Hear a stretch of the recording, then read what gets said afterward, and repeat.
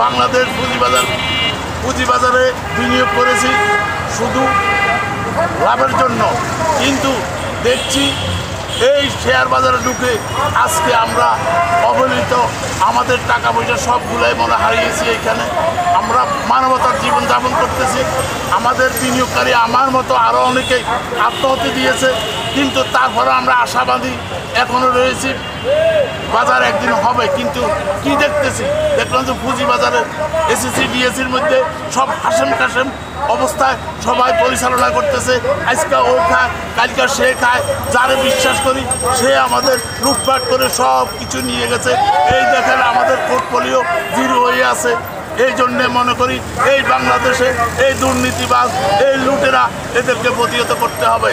আজকে আমরা কেন আজকে অসহায়? আমরা তো টাকা নিয়ে আসছি, আমরা তো বাংলাদেশের মুক্তিযুদ্ধ করে আমরা এই দেশ স্বাধীন করেছি এই লুটপাটের জন্য না। আমরা করেছি আমাদের টাকা, আমরা অর্থ ব্যয় করব, আমরা ব্যবসা করব, কিন্তু আজকে তো দেখি এটা হইতেছে না। দীর্ঘদিন যাবৎ আজকে বিনিয়োগকারীরা অসহায়, যতই বলি কেউ কর্ণপাত করে না। তাই আমি বলি বর্তমান সরকার অথবা অন্তর্বর্তী সরকার ডক্টর ইউনূসের দৃষ্টি আকর্ষণ করে বললো, স্যার আপনি একটু শেয়ার বাজারকে একটু দৃষ্টিপাত করুন। আমরা বহু আকাঙ্ক্ষিত অথবা আমরা বিশ্বাস্ত যে আপনি আমাদের শেয়ার বাজারকে ইনশাল্লাহ গতিশীল করে তুলবেন, এই আশা ব্যক্ত করে। আচ্ছা, বিএসসিসি চেয়ারম্যান এবং আইসিসি চেয়ারম্যানের কি সিদ্ধান্ত দেখছেন আপনি?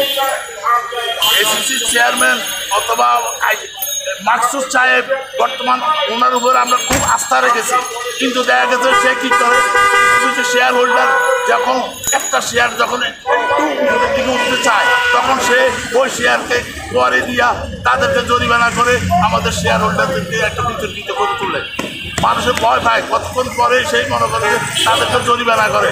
আমি মনে করি এই জরিমানার টাকা আপনি কী করেন?